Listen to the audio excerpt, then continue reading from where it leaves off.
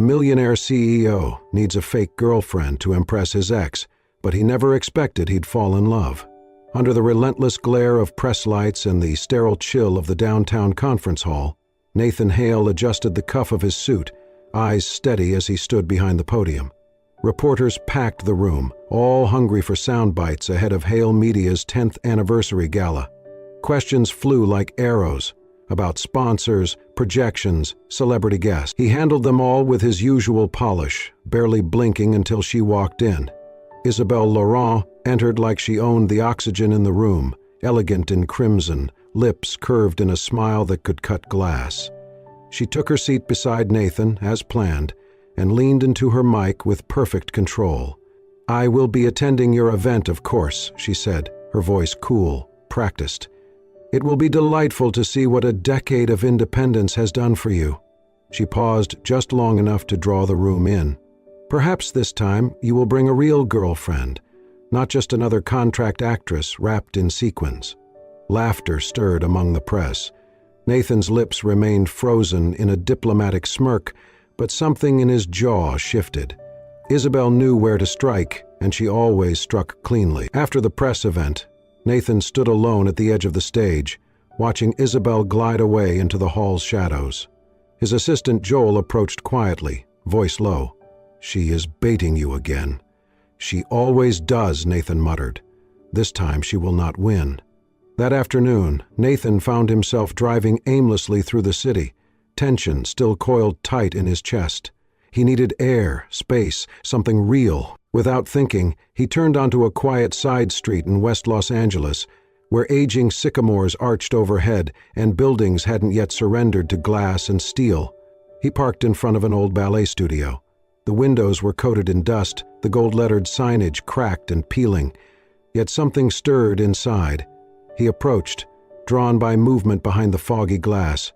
Inside, a woman in gray sweats was scrubbing the mirror with a cloth, her posture weary but poised. Then, suddenly, she paused, stood tall, and lifted her arms with quiet grace. In that fleeting moment, she was no longer cleaning, she was dancing. Nathan stood motionless, watching. Her back arched, one foot brushed forward in a classic line, and for a few seconds she seemed to forget the world. Then, just as quickly, she stopped, dropped her arms, and resumed scrubbing. He stepped inside. A bell chimed overhead. The woman flinched. "We're closed," she said without turning. "I am not here for a class," Nathan replied. She glanced over her shoulder, eyes wary. Her hair was pulled into a loose knot and her face was tired but striking, carved by something stronger than time. Resilience. "You were watching me?" "Not on purpose," Nathan said honestly. "But I could not look away," she frowned. "That is not as charming as you think," he offered a smile.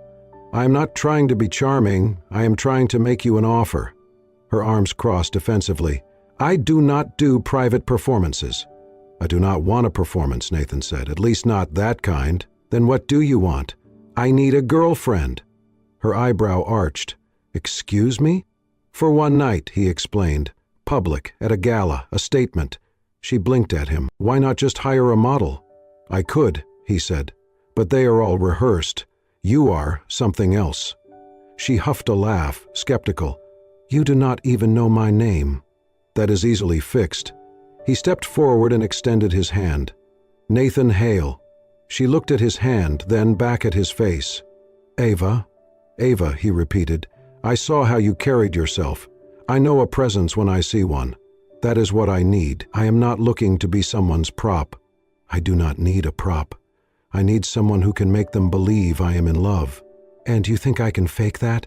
"I think," Nathan said quietly, "you have lived through enough to understand what love should look like." Ava's expression didn't change, but something flickered behind her eyes. "What's in it for me?" she asked after a beat. "You name the terms, payment, wardrobe, everything." "No kissing," she said. Nathan chuckled softly. "Not unless you change your mind." "That will not happen." He stepped closer, his voice quiet but steady. "I do not want someone to just stand next to me. I want someone who will make them believe I chose you because I could not help it. I want them to feel what I wish I had felt a long time ago. Can you do that?" For a long moment, Ava said nothing. Then, slowly, she nodded. And just like that, a performance began. One neither of them expected to feel so real. It was well past midnight when Nathan found himself scrolling through his phone, ignoring unread emails and corporate reports. Instead, his screen was filled with ballet clips, blurry performances, quiet rehearsals, and in nearly all of them, there was Ava. Her movements were precise, fluid, her presence magnetic. One solo clip caught his breath. She danced like she had swallowed fire and tamed it. But for nearly 3 years, she had vanished from the ballet world. Curious, Nathan searched deeper. The headlines were harsh. City ballet prodigy, suspended after accusations, rock company. Whispers and winks, the Ava Lane scandal. And most damaging, seduction or strategy. Rising star linked to reporter in PR firestorm. He opened the article. A photo showed Ava at a dinner, leaning toward a man in a tuxedo, her hand lightly on his arm, her expression unreadable. The media labeled it seduction, but Nathan saw something else. Fatigue, perhaps desperation. The article portrayed her as manipulative, suggesting she fabricated harassment claims for attention. It accused her of using the spotlight for gain, of being just another scandal chaser, but Nathan felt none of that. He saw a survivor. The next morning he found her on the rooftop. Ava was stretching by the railing, Los Angeles glittering behind her. She looked over as he approached, her gaze steady but tired. "You Googled me," she said. "I did," Nathan replied. "I needed to understand." She turned back toward the skyline. "Do you?" "Not entirely," he admitted, "but maybe you can help me." Ava sat on the platform, her voice low and even. "I was 23. I had lead roles, people noticed. That made me vulnerable." She paused. "The artistic director gave me the lead in the season closer. 2 weeks later, he trapped me in a dressing room and made it clear he expected more." Nathan stayed silent, jaw tight. "I reported it. They reviewed it, internally. Then they suspended me. Said I was disrupting morale." She looked down at her hands. "I was young, scared. A reporter contacted me. I hoped someone would believe me. We met at a fundraiser. Someone snapped a photo. The next day the narrative flipped. I was the one using him for press." Her voice caught. "After that I was toxic. Sponsors dropped out. Dancers avoided me. I did not quit dance. It quit me." "You survived," Nathan said. "I worked odd jobs, cleaned floors, tried to forget what it felt like to want something so badly it hurt." Nathan sat beside her. "You were not naive. You were brave. I believed the truth mattered." "It still does." Ava turned to look at him. "Why do you care?" "Because when I met you, I saw someone who used to believe in something. I have a gala coming up. Everyone will be watching. I want them to see you. They'll just see scandal. Then I'll help them remember something else. Your grace." "Not their gossip." Ava stood, her movement slow but elegant. The wind stirred her hair. "And you think they'll listen to you?" "I think they will if they see what I see." She looked away, adjusting her shoe. "You do not know me." "Not yet," Nathan said, "but I want to." That night, Nathan sent a single clip to a choreographer he trusted, an old video of Ava dancing by moonlight. With it he wrote, "Tell me this woman does not deserve another stage." Back on the rooftop, Ava practiced again. She moved with a silent strength, a quiet rebellion in every line of her form.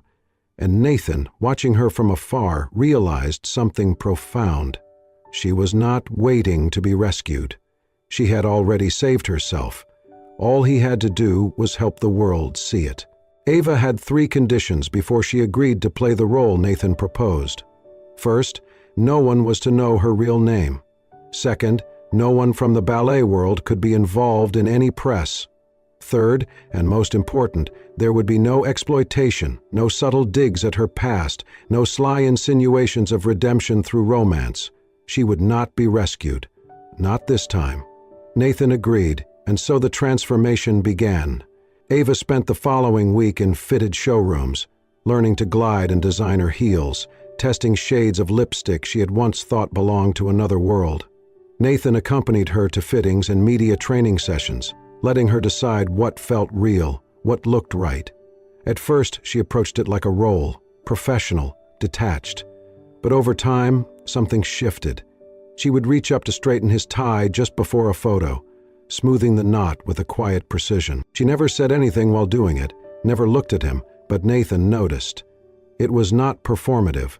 It was caring, simple, intimate in a way that felt strangely honest. In private, Ava sat by the rooftop window, scribbling notes on a yellow legal pad. It was supposed to be the fabricated story of how Nathan and Ava met, how they fell in love during a charity gala in Rome, but her pages were scattered with strange detours. Why did you leave architecture school? Do you ever miss quiet mornings? Was your father kind? Nathan found the pages once, left on the bench outside the studio. He read them silently. When Ava returned, she froze. "You are writing a script," he said, handing it back. "Or are you actually curious?" She took the paper, not answering. Later that evening, while sitting beside each other in the back of a town car, Nathan watched as Ava leaned against the window, staring up at the sky. "You look at the stars a lot," he murmured.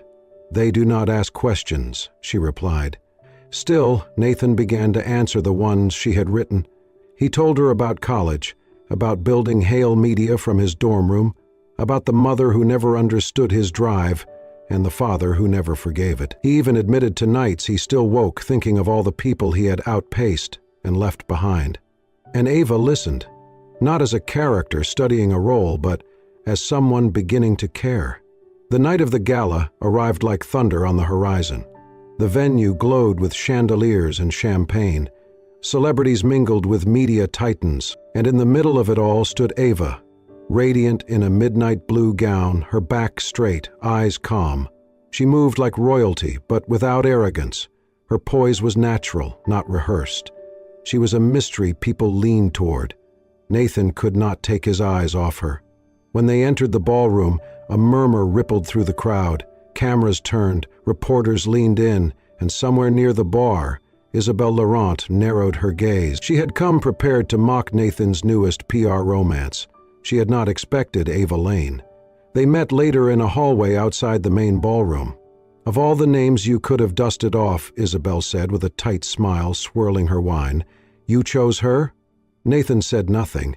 "She is a disaster waiting to happen," Isabelle continued. "You remember what she did to herself, do not you? One whisper to the right journalist, one photo in the wrong hands, and boom, she is a headline. And you, my dear, are collateral." "She did not do anything but speak the truth," Nathan said, voice low. Isabelle raised an eyebrow. "You do realize she seduced a reporter, right? I was in the room when they pulled the article. It was damage control." Nathan stepped closer. "You were in the room when they buried her, not when they heard her story." Isabelle studied him, something flickering in her expression. "You are serious about her?" "I am serious about not letting another woman be destroyed for someone else's comfort," Nathan said. "And Ava Lane is stronger than you ever gave her credit for." Isabel's smirk faltered just for a second. "You are going to regret this." Nathan's gaze was steady. "Only if I do not stand by her." Back inside, Ava stood beneath a skylight, her face lit in golden tones. As Nathan walked back to her, she looked up, just slightly, like she always did, toward the stars. And in that moment, Nathan realized she was not acting anymore, and neither was he. The elevator chimed softly as Nathan guided Ava toward the rooftop of Hale Media's headquarters. It was late, past midnight, and the city below was a sea of glittering lights and distant sirens. Ava had never been up this high, not since she'd left the stage. There was something sacred about the silence between them as they stepped onto the rooftop. But what caught her breath wasn't the view. In the far corner of the rooftop, under a string of hanging lights and the open sky, stood a platform, small, square, made of smooth, polished wood. On its edge leaned a tall mirror, clean and framed in brass, and beside it, on a folded velvet cloth, sat a pair of pale pink point shoes. Her shoes. Ava froze. "I found out the studio where you used to rehearse had closed," Nathan said softly. "So I built this." She turned to look at him, emotions tangled in her chest. "Why?" "Because I see you," he said, "not as a headline, not as someone who survived something ugly, but as someone who creates something beautiful. You're not a victim, Ava, you're an artist." The wind stirred her hair, and for a long moment neither of them spoke. Ava walked toward the platform slowly, almost reverently. She knelt beside the shoes, her fingers brushing the ribbons. "These are mine," she whispered. "How did you?" "I asked around. Quietly, your old wardrobe mistress had them stored in a box." Ava sat on the edge of the wooden platform and lifted one shoe to her lap. She ran her hands over the frayed satin, the faint scuffs on the toes. The sight of them opened something in her she hadn't dared to feel in years, and then, without a word, she slipped one on. It took her 10 minutes to stretch, to remember how to point, how to rise gently to demi-point without shaking. Nathan sat a short distance away, silent, letting her move through her own rhythm. Her first arabesque was tentative. Her balance was rusty, but she moved. She danced again. That night became a ritual. On nights when the events were over, when the gala lights had dimmed and the cameras were packed away, Nathan and Ava would return to the rooftop. Sometimes she danced. Sometimes she just stretched, sat, and spoke. Nathan often brought a sketch pad, and he'd quietly draw her, sometimes just her feet in motion, sometimes her outline against the sky. "I used to sketch to clear my head," he said one night as he handed her a page. "Now I sketch because I want to remember." The page showed her mid-pirouette, hair flying, eyes closed. Ava stared at the drawing for a long time, then smiled. One night she sent him a photo.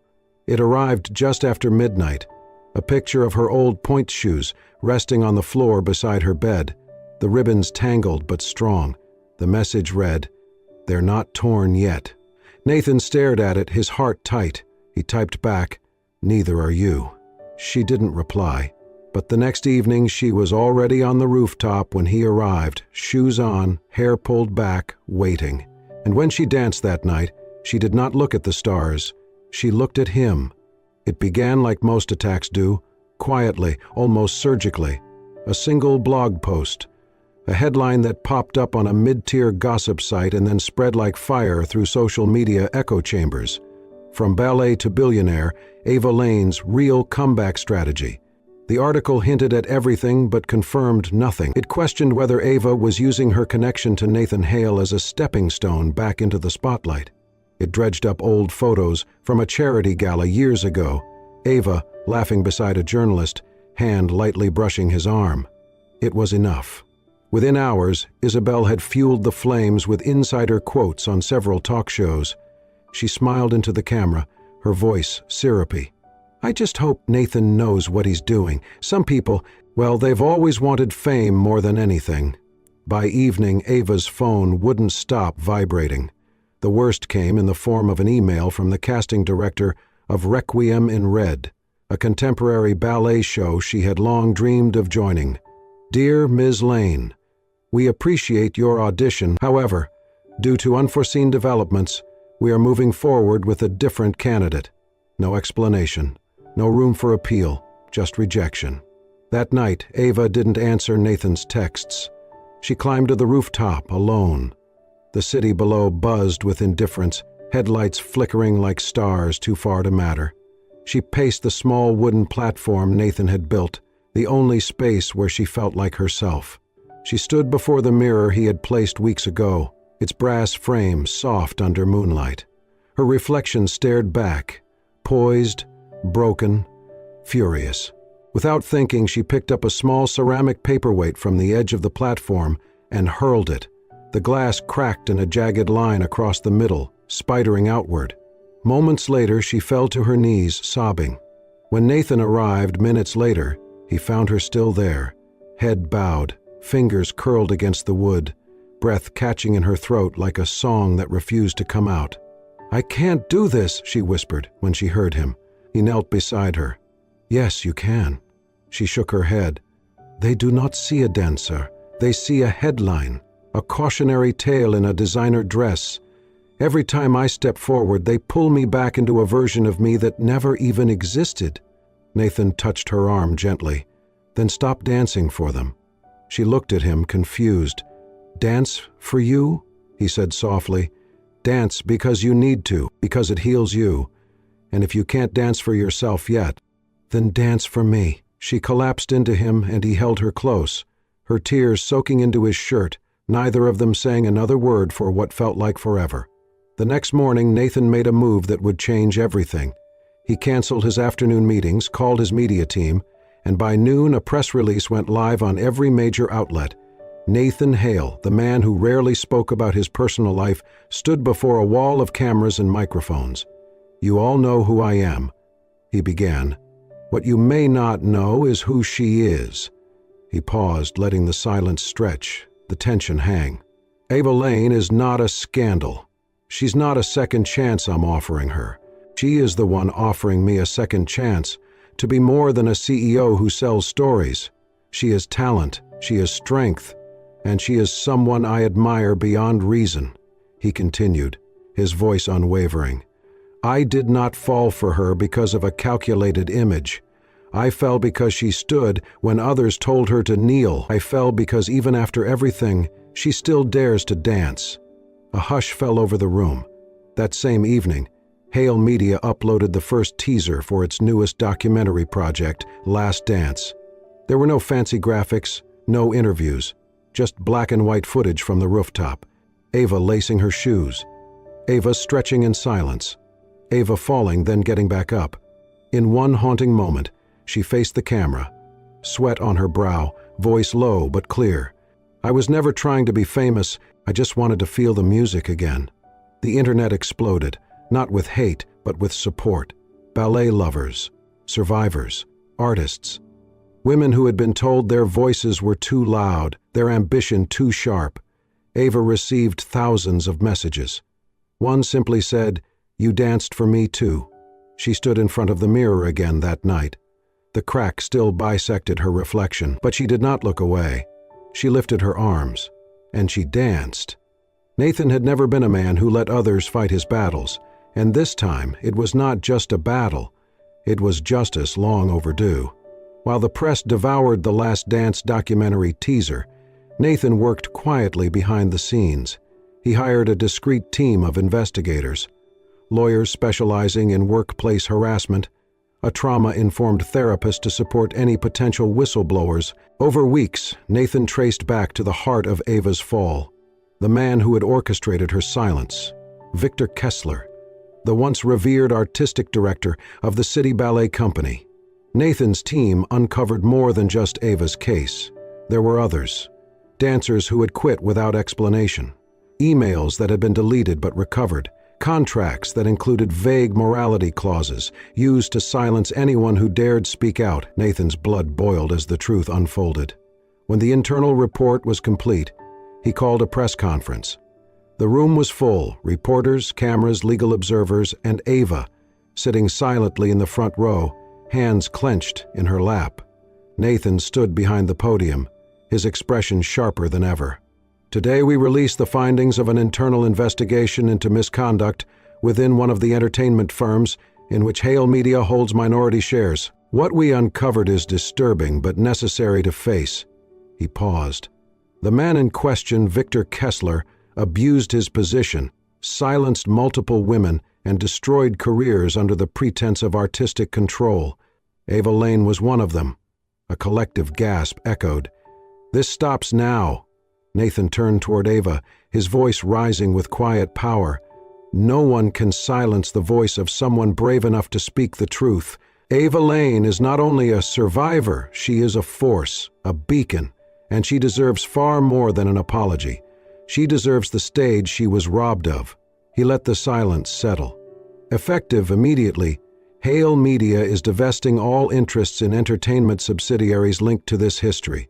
In their place, we are launching the She Speaks Initiative, a nonprofit legal and recovery fund to protect, support, and elevate female artists silenced by power. The room burst into applause. Flashbulbs went wild.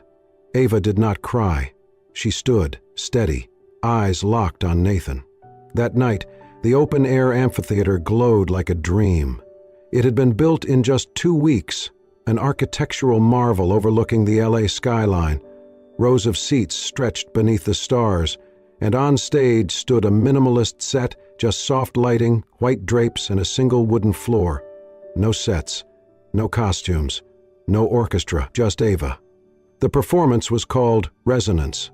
It was her story, told through movement, silence, music, and pause. She began with her back to the audience, trembling hands by her sides, and then she moved, sharp, raw, full of restraint and rage. She danced the silence, the shame, the erasure. But then something shifted. Her movements stretched, lengthened. Her steps grew bold, elegant, defiant. By the final act, Ava spun beneath the stage lights like she was made of fire and breath. She did not dance like she was reclaiming something. She danced like it had never been taken at all. The final notes faded, the crowd rose, thunderous applause, tears, cheers. And then, to everyone's surprise, Nathan walked on stage. He said nothing at first, then he placed a hand gently over his heart, eyes on her. "You asked me once why I believed in you," he said, voice low, but reaching every corner of the theater. "It's because I have never seen anyone rise the way you do. You do not need the world to give you a voice. You already have one." He stepped closer. "No one can make you fall, Ava. Not unless you believe they have the right to." She looked at him, open, overwhelmed, and for the first time in years she let herself believe she was no longer alone. The lights dimmed, the crowd roared, but the loudest sound of all was not applause. It was hope, crackling in the air like the first note of a new symphony. The world no longer whispered Ava Lane's name in scandal. Now they spoke it with reverence. Her return to the stage had triggered something far greater than a performance. It had sparked a movement. Media outlets began calling her the Phoenix of ballet. Social posts trended not with scandal, but with quotes from her final monologue. Critics declared her solo in Resonance as the most courageous performance of the decade. But more than acclaim, what Ava felt was something far deeper. She was free, not just to dance, but to live, unapologetically. She received offers, endless ones, brand endorsements, talk shows, even biopic deals. But Ava accepted only what aligned with her values.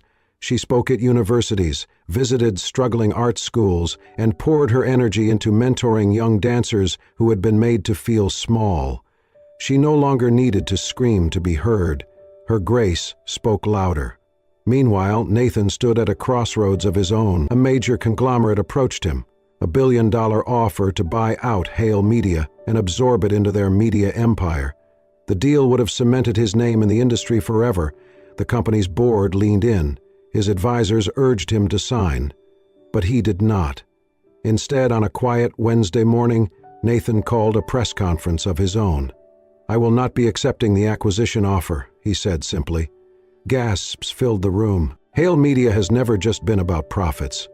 We believe in stories that matter, voices that have been ignored, talent that deserves to be nurtured, not consumed.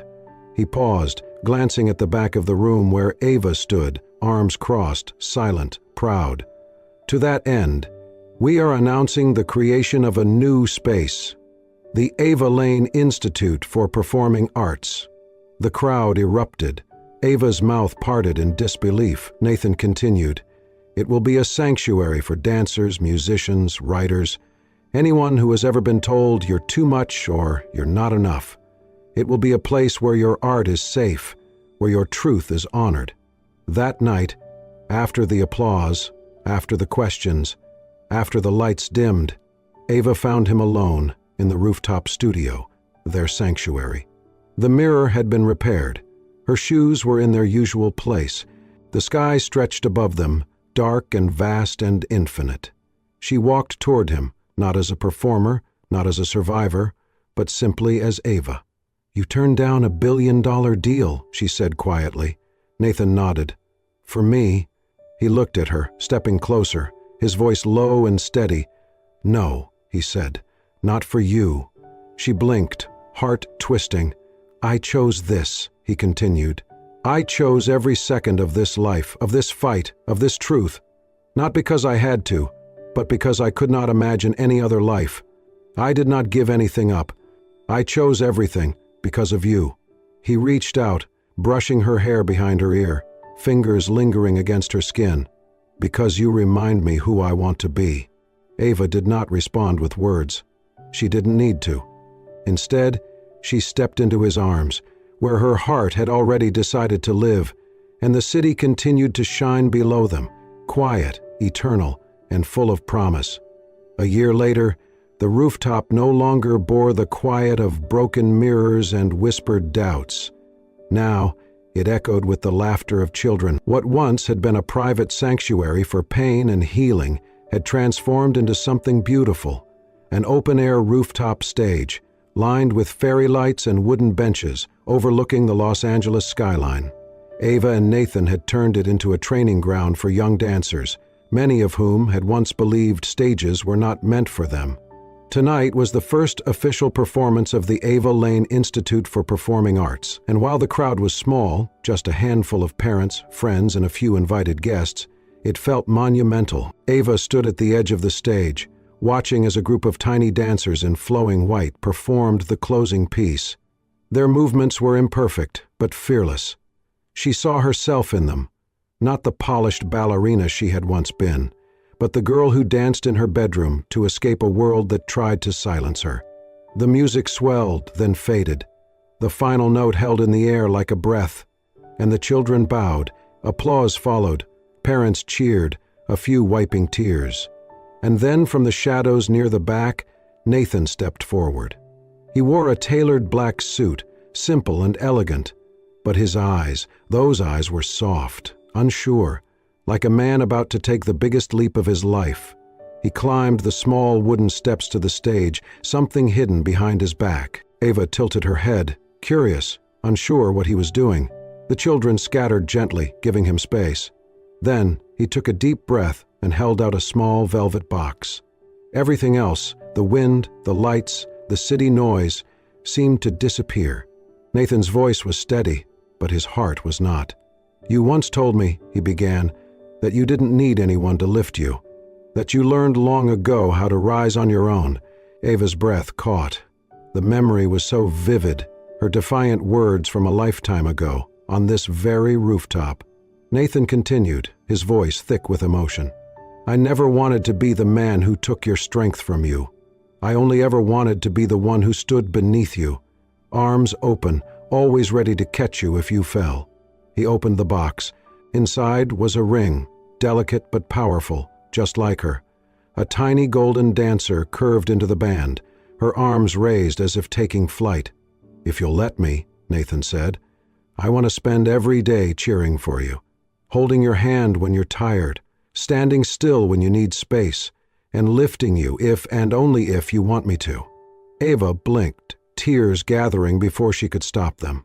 "And when you leap," he whispered, "I want to be the one lucky enough to be standing right below." For a moment, no one spoke. Then Ava stepped forward, one hand pressed to her heart. She did not speak. She only nodded, once, twice, and then burst into tears. Nathan laughed through his own, slipping the ring onto her finger as the children clapped again, not quite understanding what they were witnessing, but sensing the magic of it all. Later that night, after everyone had left and the lights had dimmed, Ava and Nathan stood at the edge of the rooftop, looking out at the city they had learned to call home. The wind danced around them, carrying the scent of jasmine and promise. Nathan wrapped an arm around her waist, and Ava leaned into him. Her hand, now adorned with the ring, fit perfectly inside his. They stood there for a long time, watching the traffic, the lights and the quiet lives unfolding far below. Then Ava stepped back. With a smile that only he ever got to see, she raised her arms, and under the moonlight on the stage that once saved her, she spun. A single, perfect pirouette, and when she stopped, she landed not alone, but in the arms of the man she had once thought was nothing more than a performance. They kissed, not like a grand finale, but like a beginning, and the rooftop, once a place of silence, became the highest point of a love story that was never meant to be pretend. If this story stirred your heart, reminded you of the quiet power of resilience, or made you believe in love that grows from truth, not perfection, then we invite you to stay with us for more. At Soul Stirring Stories, we believe in tales that don't just entertain, but heal. Stories where strength wears ballet shoes, where love grows in rooftop studios, and where redemption is always possible. If you felt something real today, click subscribe, give us a like, and turn on the bell so you never miss a moment of soul-deep storytelling. This is more than just a story. It's a reminder you are not alone. Your voice matters, and your next chapter might just be your bravest yet. Thank you for watching. We'll see you in the next story.